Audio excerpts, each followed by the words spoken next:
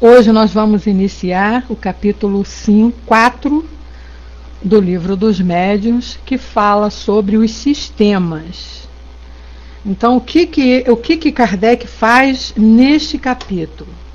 Ele vem aqui para nós, esclarecendo aqui um ponto importante em relação aos combates que a doutrina sofria na época. E diante dos fenômenos que iam acontecendo, que estavam acontecendo, eles analisando, e a gente sabe, lá no livro que é Espiritismo, nós estudamos muito isso, né? Falando dos adversários do Espiritismo, que combatiam, e foram criando várias explicações para os fenômenos que estavam sendo analisados por Kardec e sua equipe. Então, nesse capítulo, ele vem esclarecendo isso, esses sistemas que eles colocam aqui, essas dúvidas que eles colocam aqui, e esclarecendo para nós e mostrando a verdade, né, dos fenômenos realmente que a doutrina estudava e que a doutrina analisa, e nos mostra a verdade, né? Então ele inicia aqui o item 56, dizendo para nós assim: quando os estranhos fenômenos do Espiritismo se renovaram nestes últimos tempos, excitaram antes de mais nada a dúvida sobre a sua realidade e mais ainda sobre a sua causa. Ele diz assim, né? Vamos dar uma paradinha aqui. Ele diz assim: quando começaram a se produzir, ou melhor, quando se renovaram nesses últimos tempos, pelo seguinte, porque os fenômenos espirituais sempre existiram, desde a mais longa antiguidade, desde que o mundo começou a ser povoado. Os fenômenos sempre existiam. O que acontecia é que ninguém sabia o que era. Então, é aquela velha história, né, de achar que era mistério, que eram os milagres, que eram fenômenos sobrenaturais, coisas que não tinham explicação, até a doutrina chegar e trazer a explicação para nós. Então, ele diz, quando se renovaram, porque nos últimos tempos, né, nos tempos de Kardec, esses fenômenos estavam assim, pipocando, vamos dizer assim, e de uma maneira mais atual, né? Não tão como aqueles fenômenos que a gente encontra muito na Bíblia. A Bíblia é assim uma fonte de informações a respeito desses fenômenos, que nós vamos encontrar ali várias situações, vários casos em que nós sabemos que é a espiritualidade agindo com o mundo material. Então ele começa explicando que desde que esses estranhos fenômenos existem, né, eles começaram a excitar a curiosidade, principalmente a dúvida sobre a verdade desses fenômenos. O que seria, o que tem ali o que tinha ali de verdade. Então ele diz: quando foram averiguados por testemunhos irrecusáveis e através de experiências que todos puderam fazer, aconteceu que cada qual os interpretou a seu modo, de acordo com suas ideias pessoais, suas crenças e seus preconceitos. Daí o aparecimento dos numerosos sistemas que uma observação mais atenta deveria reduzir ao seu justo valor.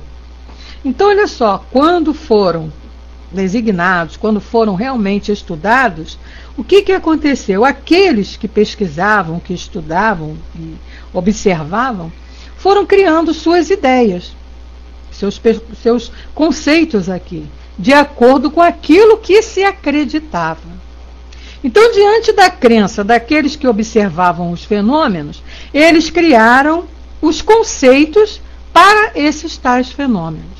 Então, é isso que nós vamos ver aqui, Kardec nos esclarecendo a respeito desses sistemas que foram surgindo. Então, ele diz assim: os adversários do Espiritismo logo viram nessas divergências de opinião um argumento contrário, dizendo que os próprios espíritas não concordavam entre si. Por conta dessas várias ideias que surgiram, desses vários conceitos daqueles que estavam lá observando e analisando, aí a descrença começou. Porque aí o povo de fora dizia, né? Poxa, se eles mesmos que estão lá analisando, cada um tem um conceito, qual será o verdadeiro? Então ele diz que era uma razão bem precária, pois os primeiros passos de todas as ciências em desenvolvimento são necessariamente incertos, até que o tempo permita a reunião e coordenação dos fatos que possam fixar-lhe a orientação. É lógico, né? Tudo que vai sendo analisado num primeiro momento, vão surgindo ideias diferentes, conceitos diferentes, até que diante de muita pesquisa, diante de muito estudo, vai se chegar a uma única conclusão, a conclusão verdadeira.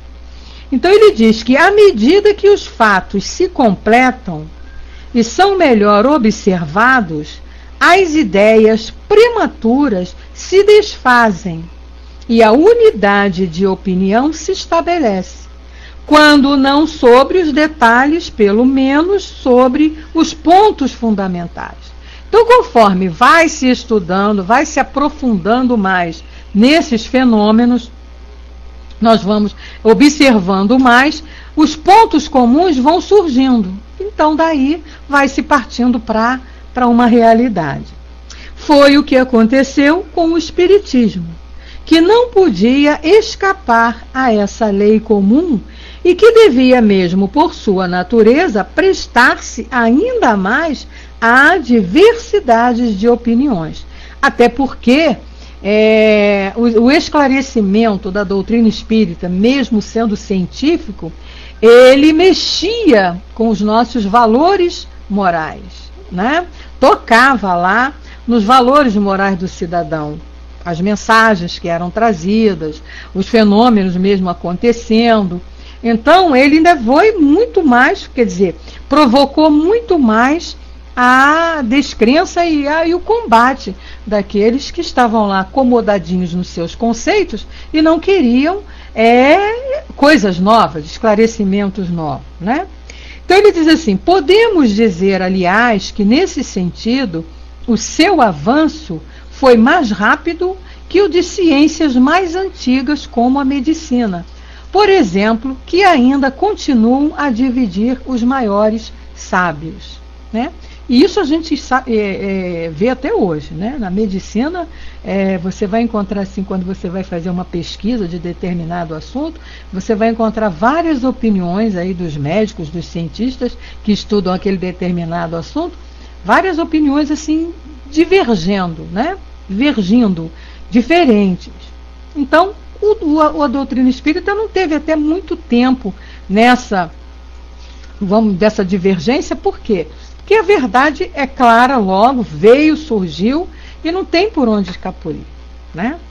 Mas aí ele diz para nós: para seguir a ordem progressiva das ideias, de maneira metódica, convém colocar em primeiro lugar os chamados sistemas negativos dos adversários do espiritismo. Claro, aqueles que combatiam, aqueles que eram contra, criaram lá os sistemas negativos, que Kardec vai colocar aqui para nós e vai esclarecer que não tinha como ser o conceito que eles estavam dando, né? Então ele diz: reflitamos essas objeções na introdução e na conclusão do Livro dos Espíritos. Nós temos isso lá no Livro dos Espíritos, muito bem observado. Bem como na pequena obra intitulada O que é o Espiritismo, que a gente já estudou aqui também, e ali a gente aconselha quem ainda não leu esse livro, não estudou, que faça um estudo, porque ele é muito esclarecedor nesses pontos, nesses detalhes de combates, de como era o processo, como Kardec chegou à codificação, como ele chegou às conclusões que ele, orientado pelos espíritos, decodificou a doutrina. Então é um livro muito bom e serve de base para a gente começar a estudar a doutrina. Muito esclarecedor, por sinal. Então ele diz que seria inútil voltar ao assunto, então nos limitaremos a lembrar em 2 palavras os motivos em que esses se apoiam, ou seja, esses detratores, esses que combatem a doutrina espírita. Então ele diz que os fenômenos espíritas são de 2 ideias, 2 espécies: os fenômenos físicos e os fenômenos inteligentes.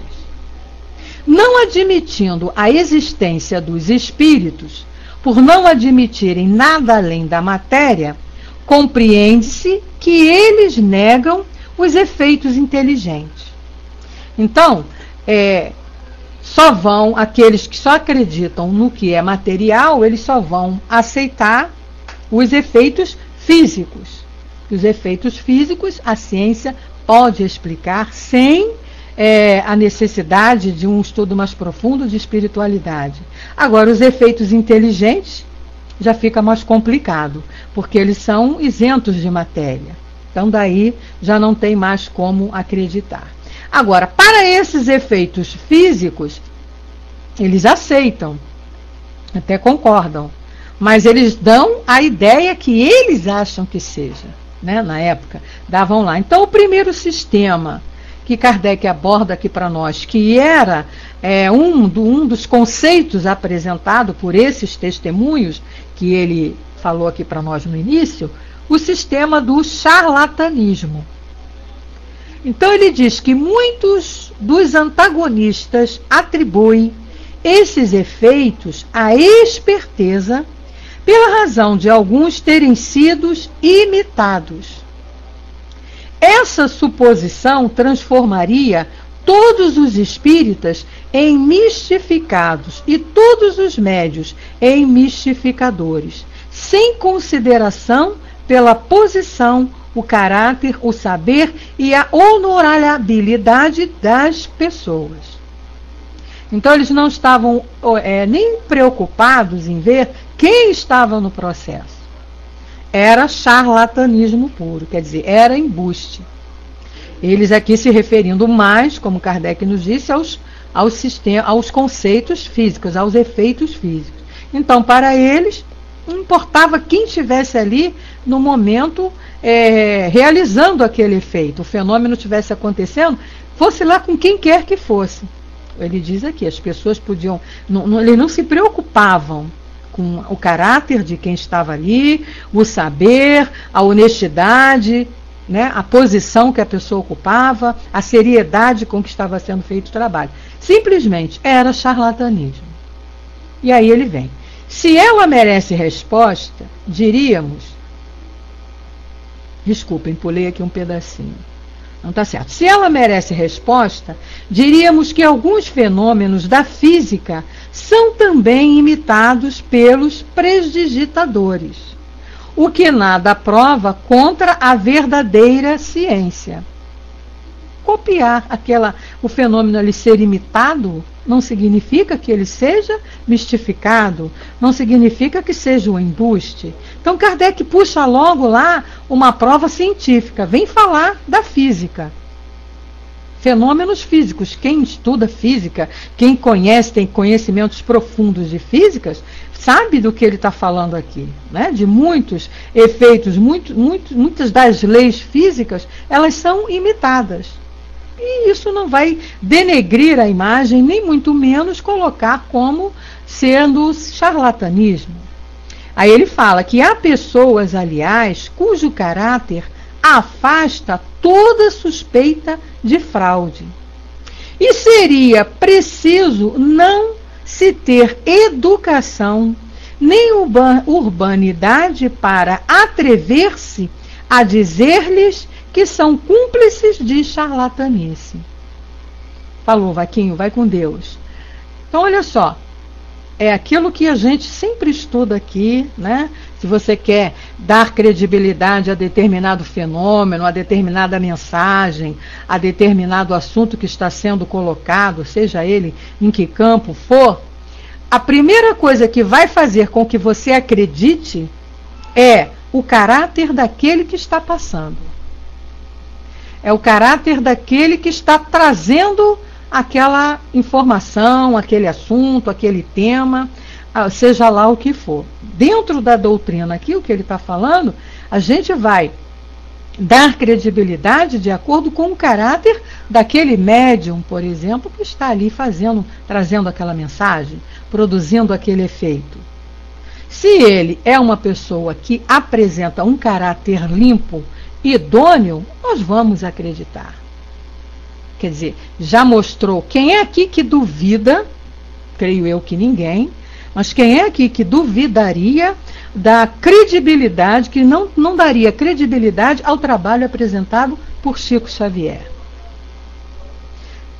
Nós entendemos que existem pessoas aí que, como é que se diz, criticam determinados atos que ele tinha, que eu não vejo nada de errado nisso. A doutrina não nos proíbe que você tenha amor por uma outra religião, e a gente sabe que ele tinha um carinho muito grande pela religião católica, porque foi onde ele se formou. Agora, isso, né, a idoneidade de Chico, o trabalho que ele apresentava, a transparência com que ele fazia as coisas, ninguém pode dizer que ele era um mistificador, que ele era um charlatão, a não ser aqueles que queriam combater, mas que diziam, que falam isso sem provas, porque não tem provas, né? Ele tinha o seu trabalho muito limpo. Quem é que pode duvidar de um trabalho feito por um Divaldo Pereira Franco e muitos outros que nós temos conhecimento aí, né? Menos conhecidos, que estão também junto a nós, companheiros de casa espírita. Então ninguém vai duvidar. Então, por conta de quê? Por conta do comportamento e do trabalho que essa pessoa nos apresenta. Então aí ele diz, num salão bastante respeitável, um senhor que se dizia muito educado permitiu-se fazer uma observação. Desce e a dona da casa lhe diz, senhor, desde que não está satisfeito, o dinheiro lhe será devolvido na porta. E com um gesto lhe indicou o melhor que tinha a fazer. Olha só. Continua Kardec. Devemos concluir disso que nunca houve abusos. Seria necessário admitir que os homens são perfeitos. Abusa-se de tudo, mesmo das coisas santas, porque não se abusaria do espiritismo. Lógico, né? E a gente vê aí as pessoas utilizando esse conhecimento que a doutrina nos traz para benefício próprio, para atender a interesses próprios. Mas ele diz, né? Mas o mau emprego que se pode fazer de uma coisa não deve levar-nos a prejulgá-la. Podemos considerar a boa-fé dos outros pelos motivos de suas ações, ou de não há especulação, não há razão para o charlatanismo. Então a gente sabe disso, né? Deus permite o conhecimento, Deus permite o progresso, Deus permite que se descubra, né, que as coisas que existem na natureza, que serão utilizadas para o nosso benefício, sejam descobertas. Muito bem. Agora, se o homem faz mau uso, usando a sua inteligência para o mal, como a gente sabe lá a história da bomba atômica, né, que não foi criada para isso, não foi os elementos que formavam a bomba atômica, descoberto lá por Einstein, não foi com essa intenção. Ele não tinha a intenção de criar um objeto para destruir o mundo. Mas alguém muito inteligente utilizou aqueles elementos e fez lá a bomba atômica. Então vai se dizer, Einstein era um charlatão, ou ele era um homem ruim, mau? Não. Então é a mesma coisa que ele está dizendo aqui, né?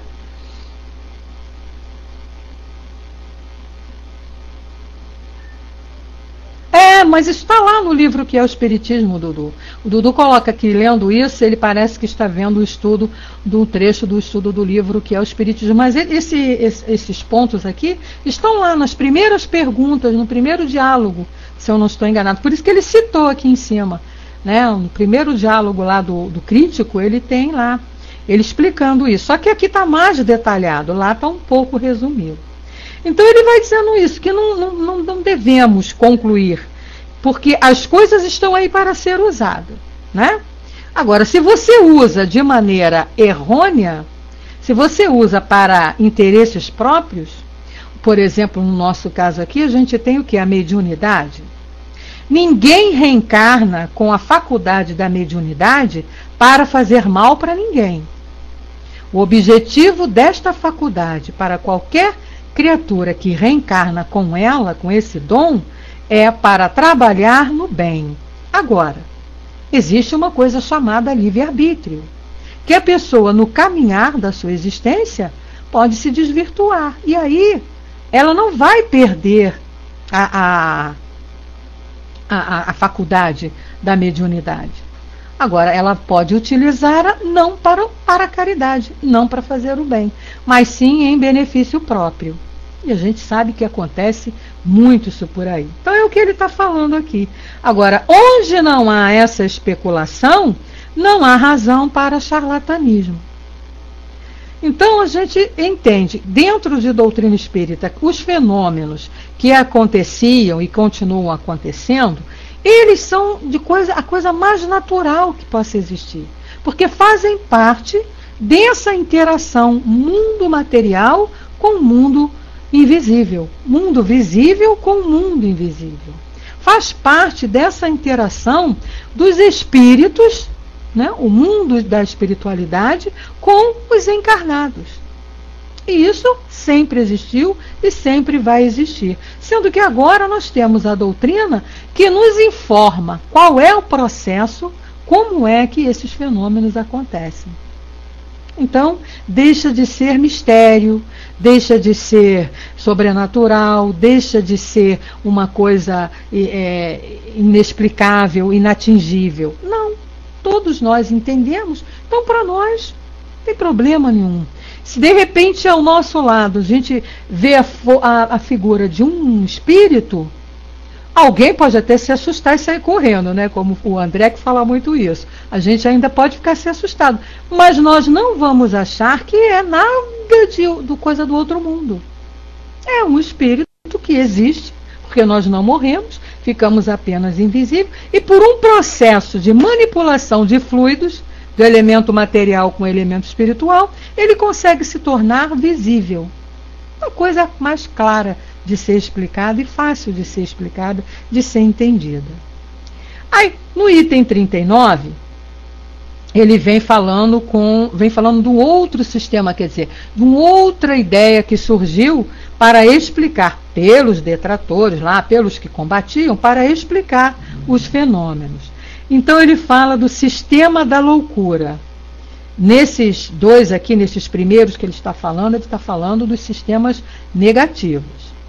Então ele diz que alguns, por condescendência, querem afastar a suspeita de fraude e pretende que os que vês ao tato, como esses estalos podem repercutir à vontade dos assistentes. Gente, pulei uma página aqui, peraí, perdão, voltando. Sistema da loucura. Alguns por condescendência, querem afastar a suspeita de fraude e pretende que os que não enganam são enganados por si mesmos, o que equivale a chamá-los de imbecis. Então, eles diziam, né, esses elaboraram esse sistema, explicavam através desse sistema, queria dizer que aquelas próprias pessoas que estavam fazendo provocando os fenômenos, né, realizando os fenômenos, eles mesmos estavam se enganando. Então ele diz, quando os incrédulos são menos maneirosos, dizem simplesmente que se trata de loucura, atribuindo-lhes o privilégio do bom senso. A gente tem que explicar aqui que essa palavra imbecis, na época de Kardec, ela era usada para especificar determinado tipo de doença mental, né? Não tem a mesma conotação que nós utilizamos hoje. Hoje ela tem um sentido mais pejorativo, mais maldoso. Mas na época de Kardec, tanto a palavra idiota como a palavra imbecil, elas eram utilizadas para explicar esses fenômenos,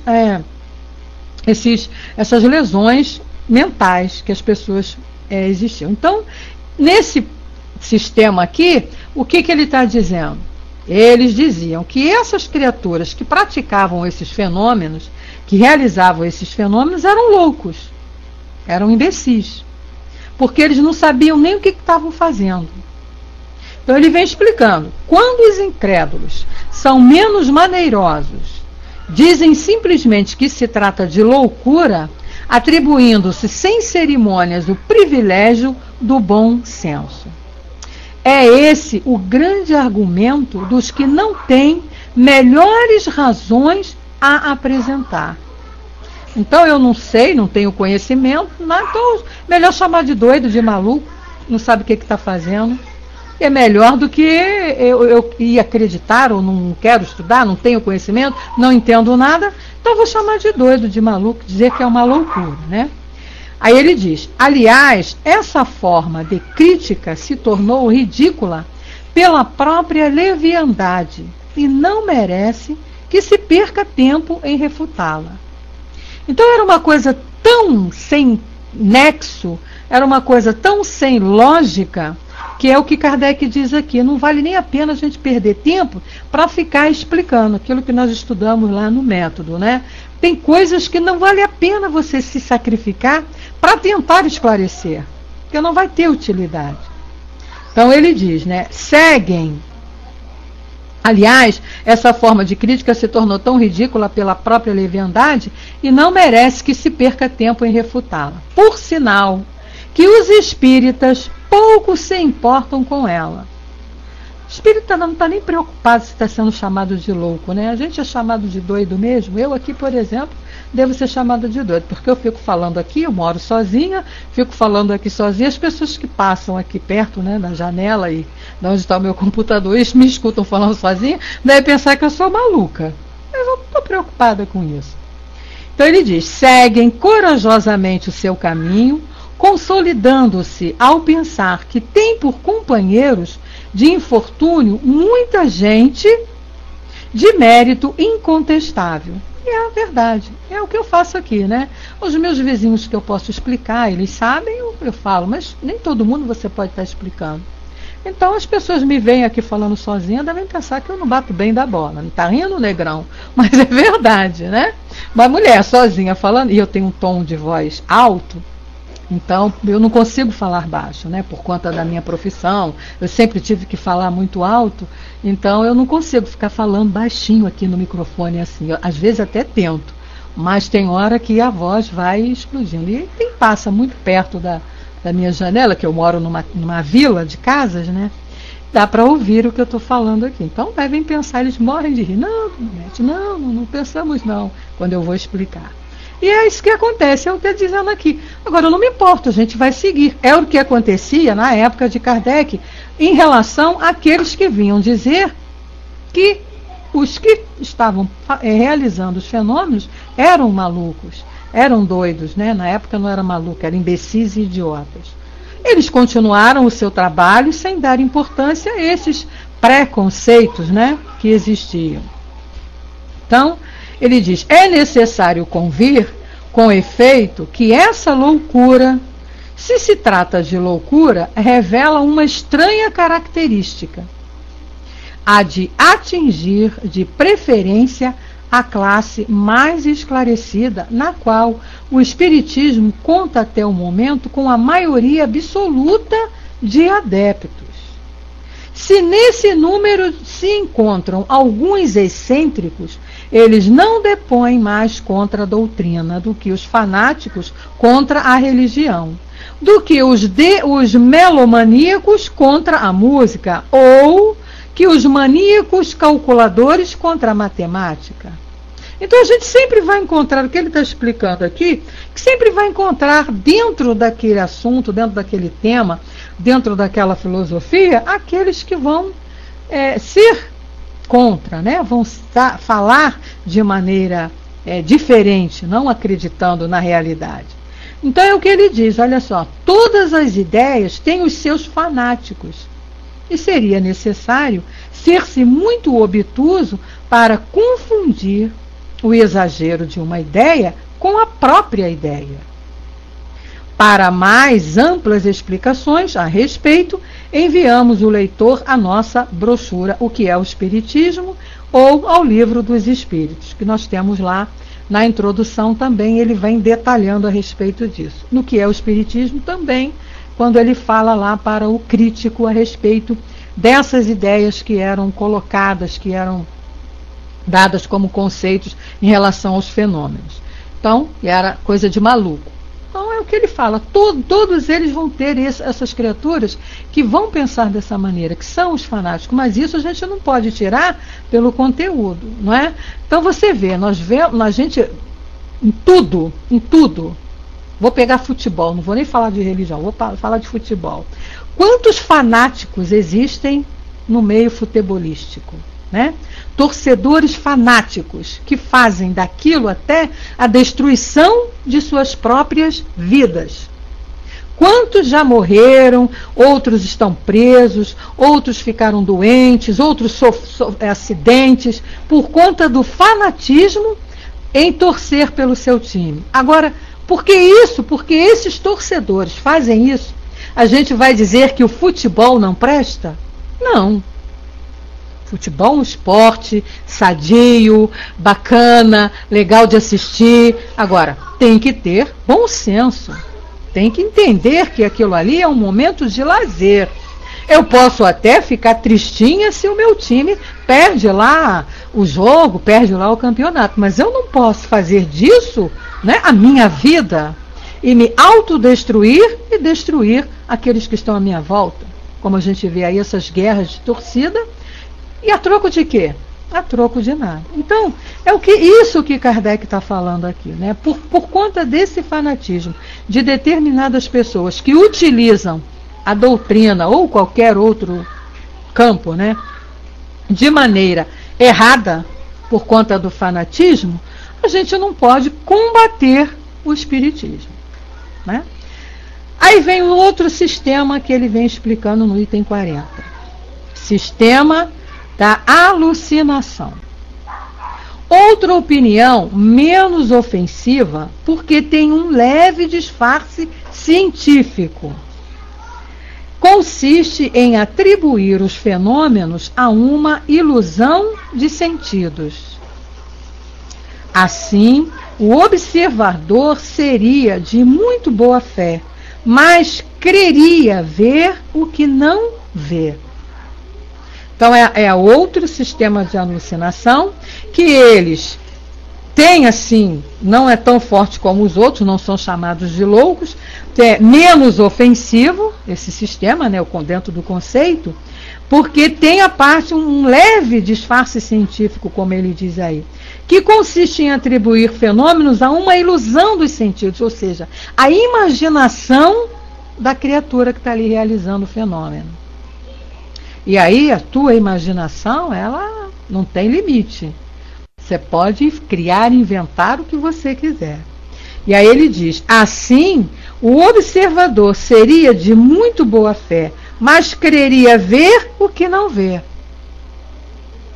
Quando vê uma mesa levantar-se e permanecer no ar, sem qualquer apoio, a mesa nem se move. Ele a vê no espaço por uma ilusão ou por um efeito de refração, como o que nos faz ver um astro ou um objeto na água, deslocado de sua verdadeira posição. A rigor, isso seria possível, mas os que testemunharam esse fenômeno constataram a suspensão passando por baixo da mesa, o que seria difícil se ela não houvesse sido levantada. Além disso, ela é elevada tantas vezes que acaba por quebrar-se ao cair. Seria isso também uma ilusão de ótica? Então, olha só, a imaginação poderia até acontecer. Pode até acontecer, né? Essa alucinação que ele fala aqui, esse sistema da alucinação. Agora, No fato em si, é o que ele está citando aqui como exemplo, uma mesa se levantar e a criatura passar por debaixo dela e se levantar quantas vezes forem necessárias, isso já não faz parte da imaginação. Seria uma imaginação aí, Nossa Senhora, para ser estudada, né? Um cérebro fora do normal para realizar uma coisa dessa. Então ele não pode, é o que ele diz aqui, não se poderia chamar de imaginação a maneira como o fenômeno acontece, né? A característica do fenômeno ali. Não dá para você dizer que seria a alucinação dos médiuns. E ele diz, uma causa fisiológica bem conhecida pode fazer, sem dúvida, que se veja rodar uma coisa que nem se mexeu, ou nos sintamos rodar quando estamos imóveis. Isso acontece, né? Por exemplo, quem tem problema de labirintite, eu, por exemplo, que tenho, a gente está paradinho, sentadinho, paradinho, mas parece que tudo à nossa volta está rodando. É o que ele diz aqui, uma causa fisiológica. Então, à nossa volta parece que está tudo rodando. Ou você também tem aqueles desenhos, né, que eles chamam de ilusão de ótica, em que você olha assim, parece que ele está se mexendo, que ele está esticando, diminuindo, ampliando, diminuindo. Você olha ali, aqui na internet tem muito dessas brincadeiras. Você recebe ali testes, né, eles usam até para fazer aqueles testes psicológicos, né? Efeitos luminosos também. Você vai assim tem chamado umas luzes, né, que ficam jogando em cima das pessoas, as pessoas estão paradas, mas o efeito que dá é que elas estão ali se mexendo, dançando muito, se mexendo muito. Então é o que ele está dizendo aqui, existe sim essa possibilidade. Agora ele diz, mas quando várias pessoas que estão em torno de uma mesa são arrastadas por um movimento tão rápido que é difícil segui-la, e algumas são até mesmo derrubadas, isso teriam acaso sofrido vertigem, né? Com o ébrio que vê a casa passar-lhe pela frente? Então a criatura que bebeu um pouquinho também, ela fica tontinha, né? Está paradinha ali e as coisas estão rodando à sua frente. Será que quando você está nesse processo aqui, né, que ele está citando das mesas girantes, que a mesa saía e se arrastava pelo salão e até chegando a derrubar alguns que estavam sentados ali próximo a ela, será que isto seria imaginação? Né? Será que isto seria uma alucinação? Uma alucinação muito forte, né? Impossível de ser. Então, vem Kardec aqui refutando essa ideia e a alucinação não poderia ser. O outro sistema, né, o outro conceito que foi passado também, foi o sistema do músculo estalante. Esse, então, eu achei assim super engraçado. Que os estalos produzidos, os ruídos produzidos lá durante o trabalho das mesas girantes, o trabalho dos códigos que eles estavam lá perguntando e respondendo, né? O que acontecia? Eles diziam que era o processo do músculo do médium que estalava e produzia aquele ruído. Aí Kardec vem e diz, se assim fosse, no que toca à visão, não seria diferente para o ouvido. Mas quando os golpes são ouvidos por toda uma assembleia, não se pode razoavelmente atribuí-los à ilusão. Afastamos, bem entendido, qualquer ideia de fraude, considerando uma observação atenta em que se tenha constatado que não havia nenhuma causa fortuita ou material. Então ele diz aqui, num processo que é considerado como uma ilusão, todo mundo vê e todo mundo ouvir a mesma coisa, uma assembleia enorme, como ele está dizendo aqui, é impossível, né? A gente pode até iludir alguns, mas iludir a todos é mais difícil. Então ele explica aqui, olha só, é verdade que um sábio médico deu ao caso uma explicação decisiva segundo pensava. A causa, diz ele, está nas contrações voluntárias ou involuntárias do tendão muscular do pequeno perônio, músculo da perna. E entre nas mais completas minúcias anatômicas para demonstrar o mecanismo dessa produção de estalos, que pode imitar o tambor e mesmo executar áreas ritmadas. Olha só, eu nem sabia que isso era possível, né? Mas os médicos sabem que é possível você produzir barulhos com esse músculo. Eu não sabia. Como ele diz aqui, né, até áreas ritmadas, eu não sabia, né? Mas aí a gente estudando aqui vai pesquisar e é possível sim.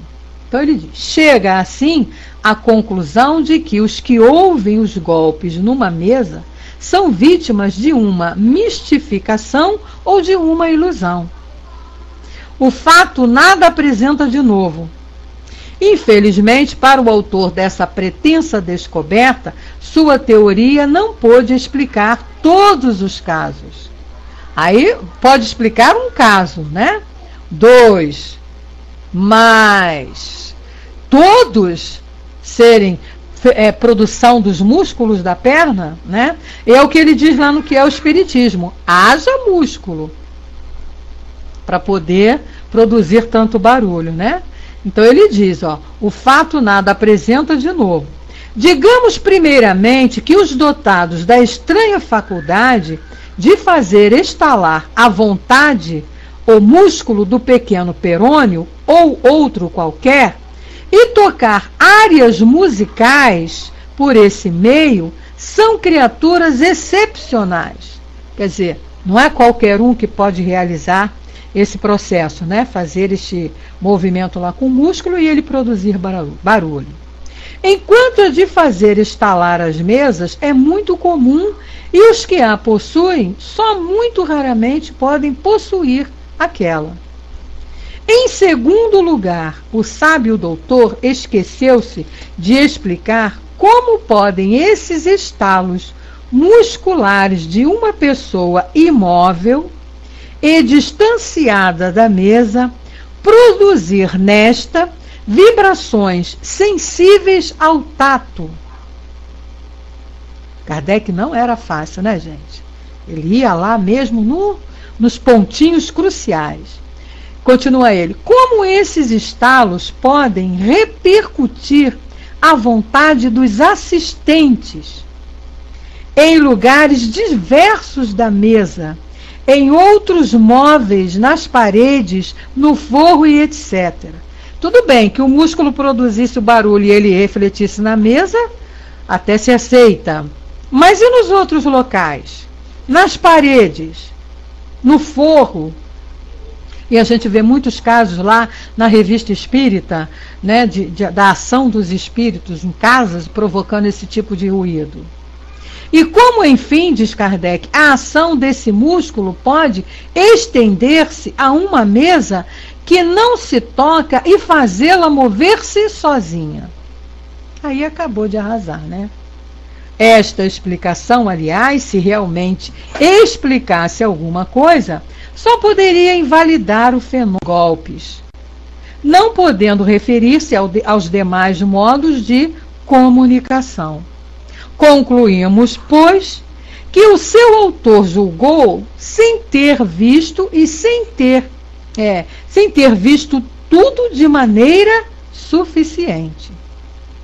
É sempre lamentável que os homens de ciência se apressem a dar sobre o que não conhecem explicações que os fatos podem desmentir. O seu próprio saber deveria torná-los tanto mais ponderados em seus julgamentos, quanto mais saber lhes amplia os limites do desconhecido. Então tá aí, né? A criatura vai se meter a dar conceitos sem antes analisar, sem antes ir lá observar porque um processo acontece, né? Não podemos negar, os músculos de uma pessoa podem realizar determinados ruídos, como ele fala aqui, mas isso não pode ser generalizado. Pode até refletir lá na mesa, mas e no teto? E no forro? E nas paredes?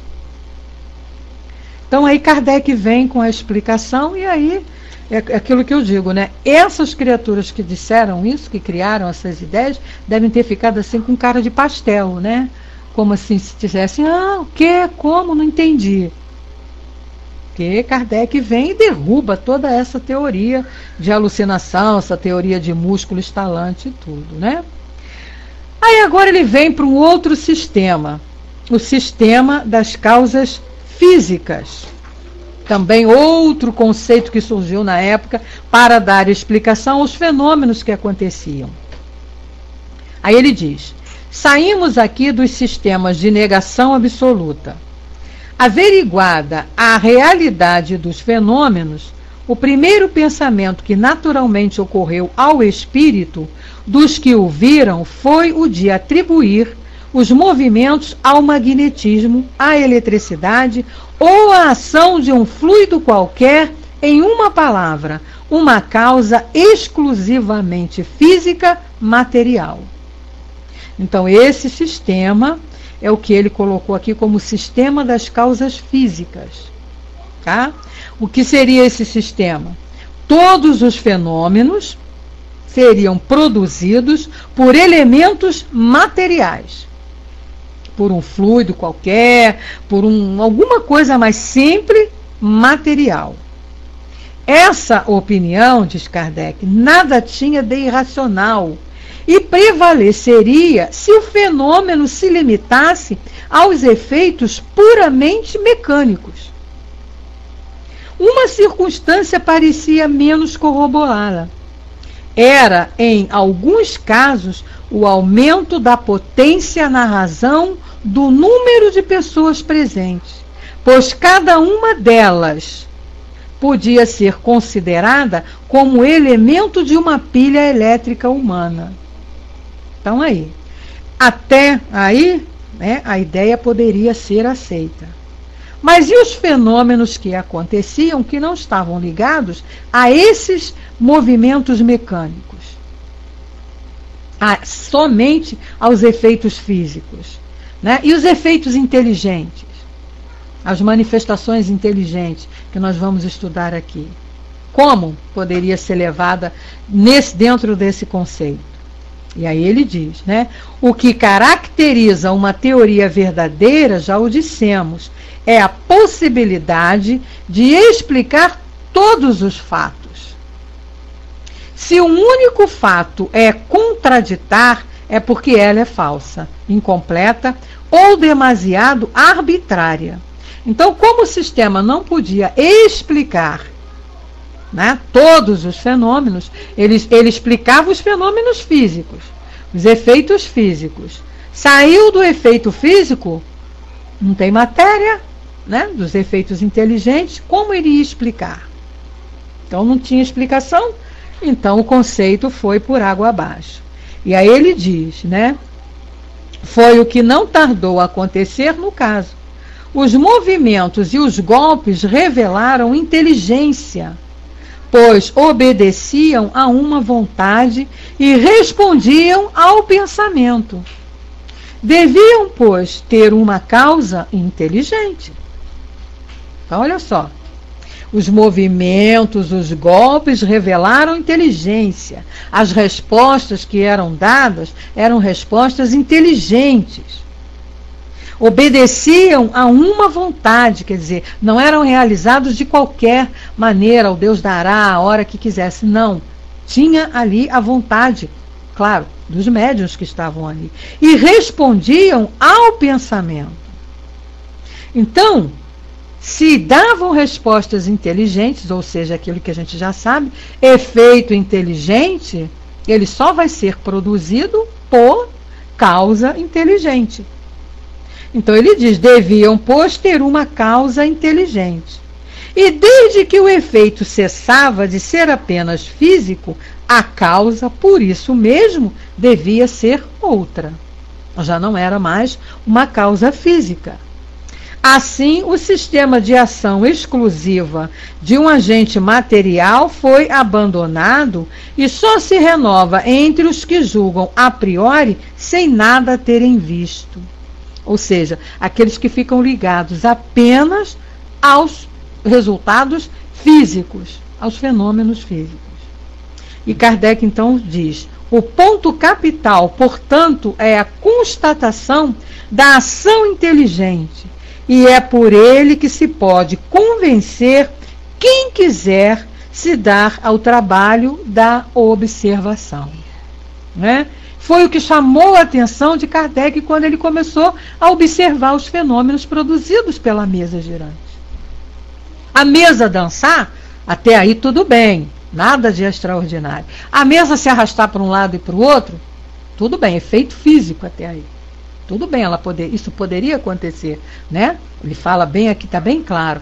Até a mesa suspender, também poderia, quantas vezes forem necessários.